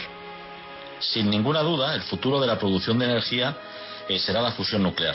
La fusión nuclear, a diferencia de la fisión nuclear que se utiliza hasta ahora, pues en lugar de utilizar átomos muy pesados y romperlos para producir energía, lo que se hace es coger átomos muy ligeros y fusionarlos, unirlos, para producir también energía en cantidades muy superiores incluso. Además tiene la ventaja de que no tiene residuos radioactivos, a diferencia también de la fisión, que produce, y es quizás su mayor problema, porque en todo lo demás es muy eficiente, es barata, pero tiene el problema de los residuos radiactivos. Bueno, pues la fusión nuclear no los tiene. ¿Cuál es la cuestión del helio 3? El helio 3 es el elemento químico más ligero después del hidrógeno. Hay varios isótopos. Los isótopos son los átomos, los elementos químicos que tienen, digamos, las mismas características como elementos, pero tienen unas diferencias que tienen que ver con el núcleo atómico. El núcleo atómico puede tener un neutrón, dos neutrones. Por ejemplo, el hidrógeno no tiene ningún neutrón. El deuterio tiene un neutrón en el núcleo y el tritio tiene dos neutrones en el núcleo. En realidad todos son isótopos de hidrógeno. Pues en el caso del helio 3 tenemos el helio 3, el helio 4. Bueno, pues el helio 3 es muy poco abundante en la Tierra, curiosamente, pero lo hay en la Luna. Está, vamos a decir, capturado por el regolito, por ese polvo lunar, ¿no?, que todos conocemos por las misiones Apolo. Bueno, pues está ahí y se podría, digamos, recolectar y utilizar, porque en una de las teorías, no es la única, pero en una de las teorías de cómo va a ser la fusión nuclear futura, este santo grial de la producción de energía, se necesita, o la mejor opción es utilizar helio 3. Claro, ese helio 3, como decía, está en la Luna. Es decir, que si lo queremos utilizar tendremos que volver a la Luna y cogerlo. Esto tiene dos, no sé si llamarlos inconvenientes o curiosidades, pero uno de ellos es que tenemos que volver, físicamente hay que volver. Pero el segundo inconveniente, que va a haber una guerra, una carrera, vamos a decir, entre diferentes potencias para hacerse con el control del helio 3, si es que al final la fusión nuclear lo utiliza. Madre mía, qué lío con la Luna. Pues ahora resulta que el petróleo del futuro, el helio 3, está en la Luna. Así que no sé qué opináis de esto a través del numeral Luna Caracol. Vamos a leer vuestras opiniones ahora, porque a partir de ahora sí le voy a dar paso a que hable Alejandro Bernal y Miguel Pérez, que los tengo muy callados. Mientras escribís vuestras opiniones sobre esta guerra por la Luna y la mira Alejandro Bernal, Miguel Pérez, ¿tú qué opinas de todo este lío que se está montando con la Luna, el helio 3, Donald Trump por un lado, los chinos por otro, que si fuerzas espaciales ya interestelares, que ya se están desarrollando en Estados Unidos? O sea, es como una película, como una especie de distopía, pero que se está convirtiendo en realidad. Eso, junto a la pandemia, pues nos pone en un mundo que es como, no sé si llamarlo loco, absurdo, impensable, o que realmente nadie sabe hacia dónde camina nuestro futuro. Miguel Pérez, ¿tú qué opinas de esto? Realmente, a frase de cajón suena, pero la realidad siempre supera la ficción, y el mundo ha sido así siempre. Cada vez en la nueva era sigue siendo así de de loco. Creo que la intención es clara por parte de las dos potencias. Por Estados Unidos, ahora que se salieron del Tratado Lunar, es bastante evidente la intención que hay ahí, y al no compartir por ley archivos con China también con sus proyectos, con enfocarse en el lado oscuro de la Luna, la intención es bastante clara y la verdad no sabe uno qué pensar, porque es que son las únicas naciones que podrían siquiera imaginar llevar a cabo esa carrera lunar, a este nivel, que Rusia, digamos, se ha quedado un poco detrás de China, y ahora China presenta la principal amenaza, entre comillas, amenaza para los Estados Unidos, que también ellos con esta manera de actuar son una amenaza potencial para el resto del mundo. Sería muy idealista pensar que China se hace con el helio 3 y decide repartirlo al mundo, menos a Estados Unidos. Así que no sé qué pensar, la verdad, solo temer y esperar por lo que sea lo mejor. Pero perdona, es que eso que has dicho, Miguel, me parece súper sensato, en el sentido de los norteamericanos están pensando que el helio 3 se lo van a quedar los chinos, y los chinos están pensando que se lo van a quedar los norteamericanos, pero ven la negociación tan pacífica que por si las moscas ya creó un ejército espacial. Exacto. Es que esto pone los pelos de punta, y eso que yo soy calvo, o sea, es una cosa como muy loca, ¿no? O sea, como que dices, oye, los próximos años esto se va a poner cada vez peor, o sea, en todos los sentidos. Oye, ¿qué es lo que comentan los oyentes a través del numeral Luna Caracol, Alejandro, sobre todo esto? David Fernández: ¿podría la minería lunar desatar una tercera guerra mundial, pero esta vez desde el espacio? Desde el espacio y en la Tierra. Desde mi punto de vista, sí. No porque la Luna sea muy bonita y tal, no, por el helio 3. Porque si el helio 3 es el combustible del futuro, está por ver, ¿eh? Pero si se convierte en el elemento, en el petróleo del futuro, claro que puede desembocar en una guerra mundial, pero sin ninguna duda. ¿Qué más preguntas hay? Santiago Rondón: aparte del helio 3, ¿la Luna tiene otro valor estratégico para las potencias? Tiene otros minerales, sí, creo que los comentaba David Zurdo, pero sobre todo el helio 3 es el que potencialmente parece ser más valioso, sí. ¿Qué más? Wilson Sánchez: ¿qué impacto tendría la explotación de la Luna en la Tierra, como por ejemplo con el tema de las mareas? No, si se hace con sensatez no tiene por qué tener absolutamente ningún tipo de repercusión en la Tierra. Ninguna. ¿Qué más preguntas? Edgar Medina: me pregunto qué estarán planeando los rusos mientras Estados Unidos y China se pelean. Por lo pronto Rusia puso una queja formal en Naciones Unidas porque Donald Trump se salió del Tratado Lunar. Se han puesto ya una queja formal. Y además la frase, por cierto, la frase exacta la comento en el vídeo en Oculto tras la sombra. Hay una frase de un científico ruso muy importante, que tiene un puesto muy importante en la Agencia Espacial Rusa, diciendo que siempre que los países, en la antigüedad, que un país salía de su territorio y había una disputa por las riquezas de otro lugar, siempre acabó en guerra. O sea que más clarito el agua. ¿Qué más preguntas y comentarios hay? Diego Ferreira: definitivamente Estados Unidos ya le declaró la guerra a China en todos los aspectos, no solo en el científico. Es lógico, teme no ser más la potencia. Incluso China quiere reconvertir el patrón oro en las transacciones internacionales. Claro, porque ellos tienen una ventaja con el dólar muy importante, ya que desde el tratado Bretton Woods el dólar es el patrón de venta de cambio internacional. Entonces, claro, si se vuelve el patrón oro, madre mía, sería una locura. Bueno, la economía no sabríamos qué pasaría, pero bueno, hay un dato, un día podemos hacer un programa sobre economía. Si mañana la Unión Europea comprase el petróleo en euros y Japón en yenes, el sistema económico mundial sería el carajo tal y como lo conocemos. Solo con la Unión Europea y con Japón. Entonces, pues fijaros lo que supone esto. Venga, pues una última pregunta y seguimos, que hoy los dos que estéis conmigo habéis hablado menos que nunca. Nelson Baena: en las últimas semanas han salido 3 misiones a Marte. ¿Será que encontraron algo? Yo creo que están explorando, pero yo creo que ahora mismo por un tema económico, mira, la geopolítica y el dinero son todo. O sea, fuimos a la Luna por un conflicto geopolítico entre Estados Unidos y la Unión Soviética. Vamos a volver a la Luna por el tema del helio 3 y el dinero y el combustible del futuro. O sea, es así de loco. O sea, la ciencia está, por desgracia, en un segundo lugar. Ojalá la ciencia y el conocimiento estuvieran en el primer lugar, pero no. Lo que interesa aquí es intereses geopolíticos y dinero. Bueno, vamos a seguir con esto de la Luna y luego leemos más comentarios vuestros, que repito, hoy he hablado demasiado, os he contado un montón de cosas que la verdad es que las había investigado en mi vida, las he plasmado en mi último libro, en Conspiración. Os hablé antes de él, que lo podéis conseguir a través de diferentes webs como Buscalibre o Libre Nacional, por ejemplo, y vamos a meternos en otras cosas y otros aspectos curiosos de la Luna, que todavía falta un buen trozo de programa para que tengamos hoy un espacio muy variado. Vamos a ver, los norteamericanos arrancan una carrera espacial que acaban como vencedores, pero se nos olvida que hay otra carrera espacial, la que hizo la antigua Unión de Repúblicas Socialistas Soviéticas, la URSS. Hoy día su heredero, su hija, sería Rusia. Alejandro Bernal, ¿en qué consistió y a qué hitos llegó esa carrera espacial de la Unión de Repúblicas Socialistas Soviéticas?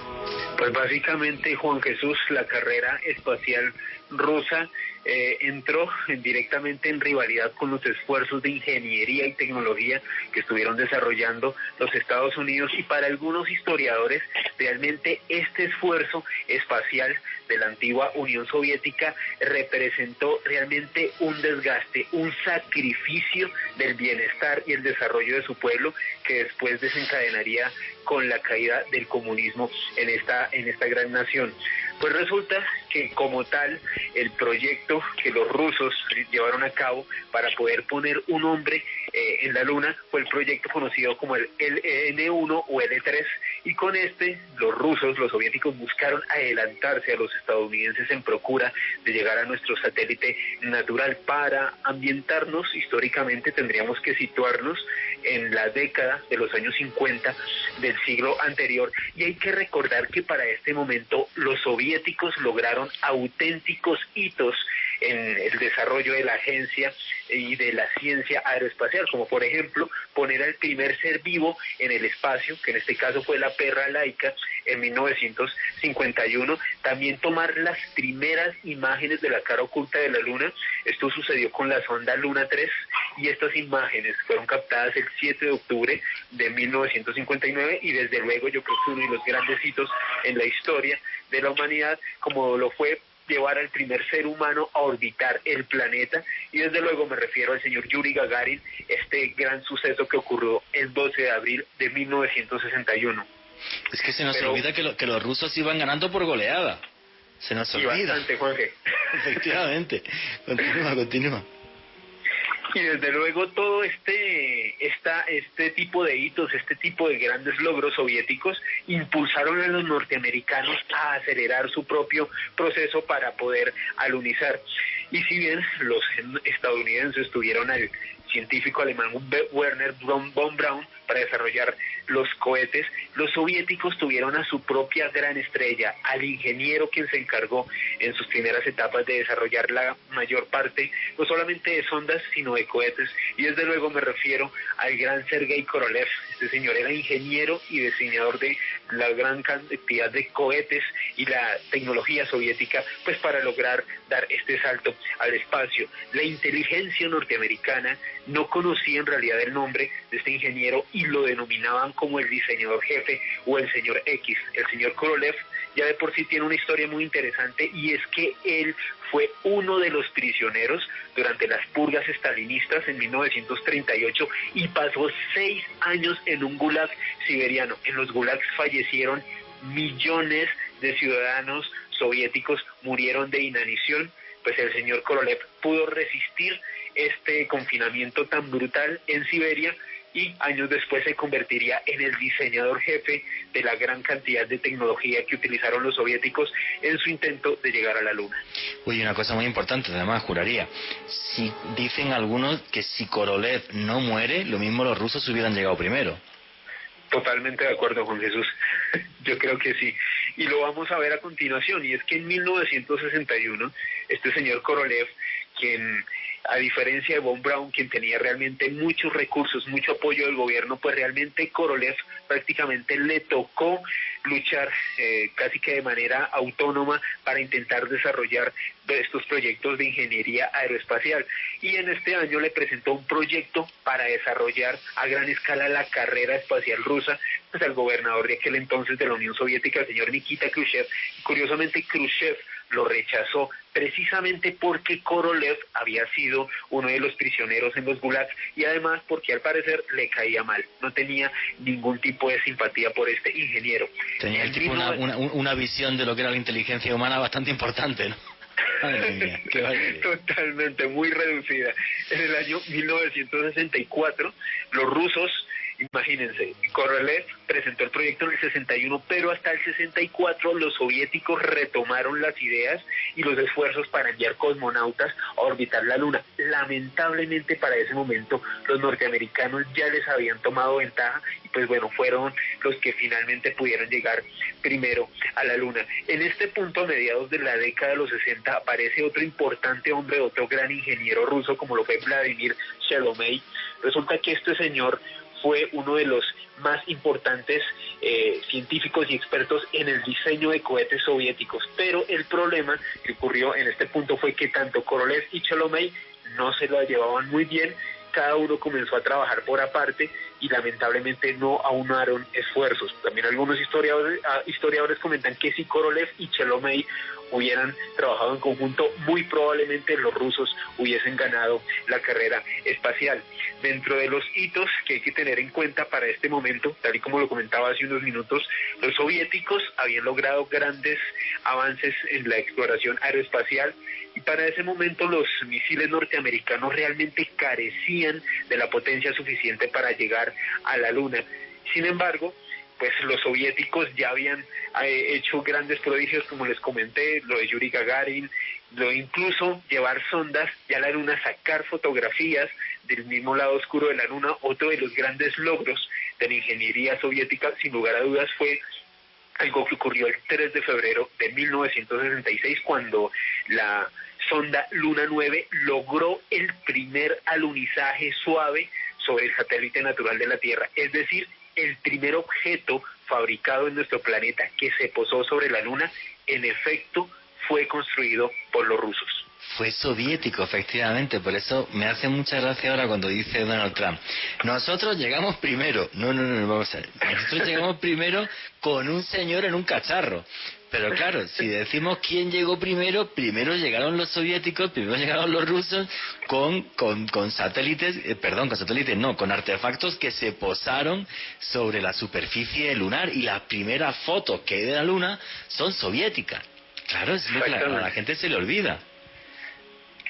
Hay que tener en cuenta la diferencia de enfoques, Juan Jesús, que había de ambas carreras espaciales.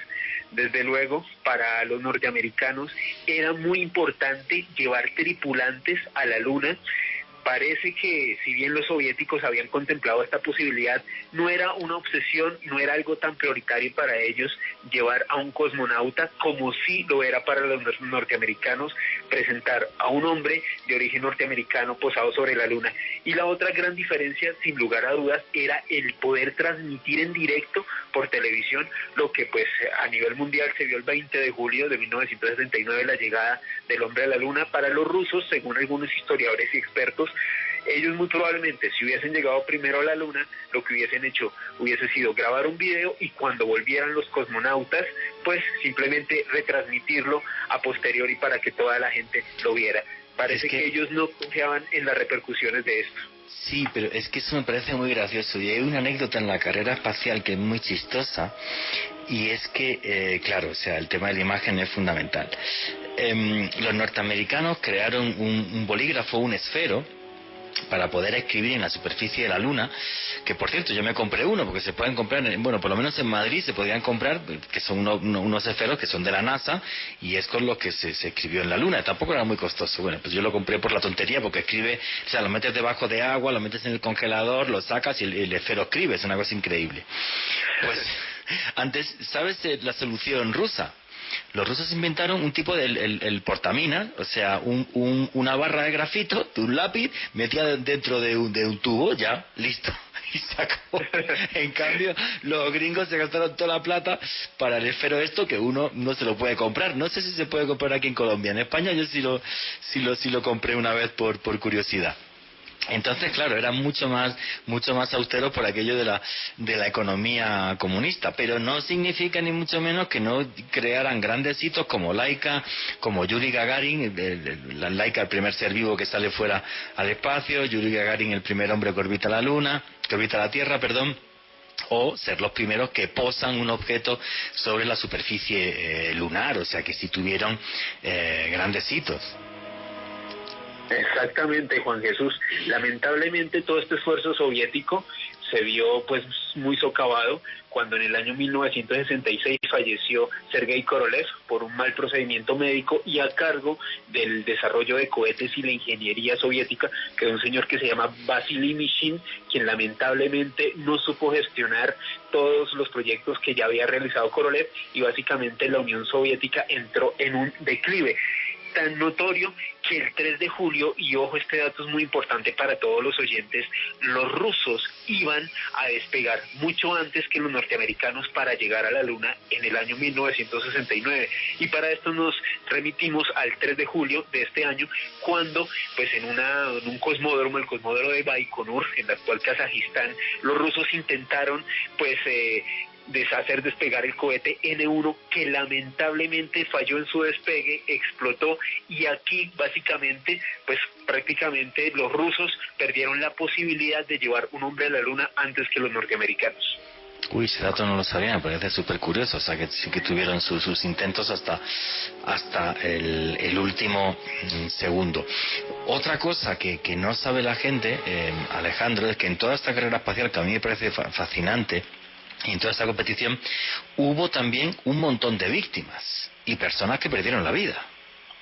Exactamente, Juan Jesús, y una de ellas, precisamente el primer ser vivo que orbitó la Tierra como lo fue Laika, pues resulta que este animalito falleció unas horas después del lanzamiento, en este caso del Sputnik 2, pero lo peor, Juan Jesús, fue que los soviéticos encubrieron la información, simularon que el animal estaba bien en órbita y finalmente en el año 2002 se descubrió la realidad que pues la perra había fallecido pues unas horas después de haber sido lanzada al espacio. Como un dato curioso, tras Laika, la Unión de Repúblicas Soviéticas envió a 12 perros más al espacio, de los cuales únicamente 5 regresaron con vida a la Tierra. Dentro de este compilado también de víctimas tenemos a Vladimir Ilyushin, quien también fue un piloto de pruebas muy importante, uno de los grandes postulados para llegar a la Luna por parte de los soviéticos. Pues resulta que este señor falleció tras un vuelo orbital en 1961, curiosamente unos meses antes de que Gagarin pudiera orbitar a la Tierra. Otro de los grandes víctimas conocidas pues dentro de los archivos y las investigaciones que se han estado develando en los últimos años pues fue el de Gennady Mikhailov. Este señor fue un empleado del Instituto de Aviación y Medicina Espacial Soviético, era un probador de equipos atmosféricos, e imagínense, Juan Jesús y oyentes de este dato, resulta que este señor fehacientemente falleció en unas pruebas de unas sondas en el año 1962, pero el ufólogo Frank Edwards, un ufólogo norteamericano quien ha podido acceder información sobre Mikhailov, afirma que en realidad este señor falleció tras un fallido alunizaje, o sea, una sonda que los soviéticos habían llevado a la Luna para intentar posarse, y que este señor Mikhailov iba acompañado de una mujer, y que únicamente los soviéticos se guardaron totalmente secreto sobre esta tragedia que ocurrió con este cosmonauta. Y es que, pues murió muchísima gente en la carrera espacial, también norteamericanos, pero bueno, pues el tema de los soviéticos, como había mucho más hermetismo en la Unión Soviética, nos parece incluso como más trágico, porque sí hubo un montón, incluso hubo uno que tenemos el audio, que es Vladimir Komarov. Komarov. ¿En qué circunstancias muere Vladimir Komarov, Alejandro? Pues Juanse, Komarov era amigo personal de Gagarin, de hecho se convirtió en el primer cosmonauta en volar 2 veces al espacio cuando fue seleccionado para ser piloto de la Soyuz 1, y resulta que cuando estaba a bordo de esta sonda hubo un fallo de paracaídas en su cápsula que hizo que se estrellara contra la Tierra tras su reingreso a la atmósfera el 24 de abril de 1967. Lo que ustedes van a escuchar a continuación es un diálogo entre Komarov y el control que había en la Tierra en la Unión Soviética. Curiosamente, al lado del controlador estaba la esposa de Komarov, quien estaba escuchando cómo su marido estaba prácticamente gritando desconsolado antes de fallecer unos minutos después. Y el audio, Vicky, el audio 6, por favor.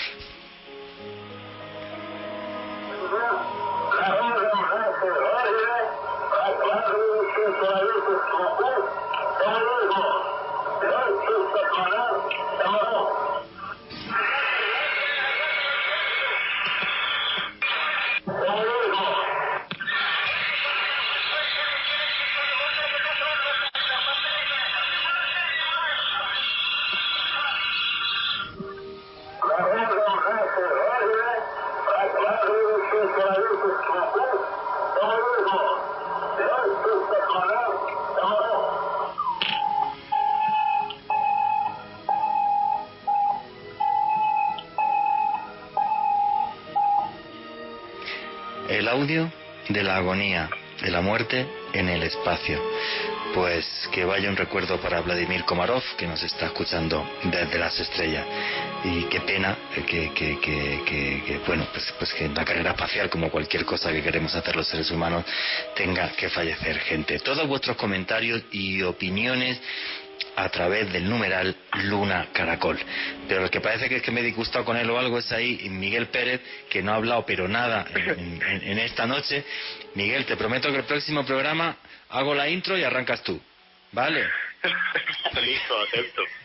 Porque, madre mía, el próximo programa te pongo un tema que cojas y arrancas tú el programa, que parece que nos hemos enfadado algo. Pues tenlo por seguro, el mes que viene pongo un programa y arrancas tú el primer tema. Hoy, como quería bueno, pues contar lo que había investigado y tal, y aparte como este programa sabéis que hubo que cambiarlo esta semana, pues ha sido un lío y estaba un poco ahí liado con el guión, pero bueno.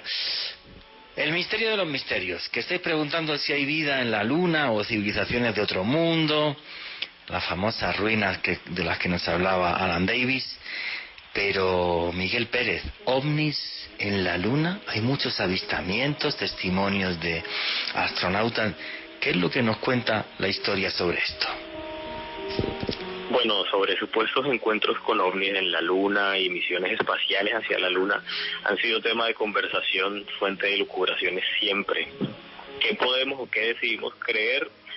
Frente a este tema, la NASA ha sido partícipe solo con su silencio o desviando el tema, y es que la intención por parte de la Agencia Espacial respecto a cualquier dato que pueda revelar que hay vida inteligente en otros mundos es que esa información no puede ser revelada, y esa es la política de la NASA.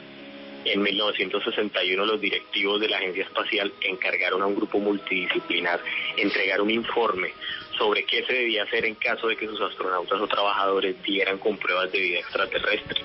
Este informe se conoció como Brookings, y es ahí donde se establece la postura oficial de la NASA como entidad, y es bastante clara: no divulgar ninguno de los hallazgos.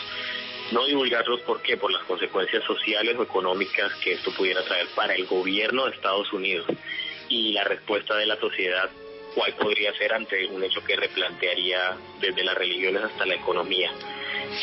Hay una ley federal que soporta esta decisión, y aún así, con todas las políticas de censura, son muchos los miembros de la NASA que han hablado sobre este tipo de cosas y diferentes anomalías que han sido registradas en las misiones.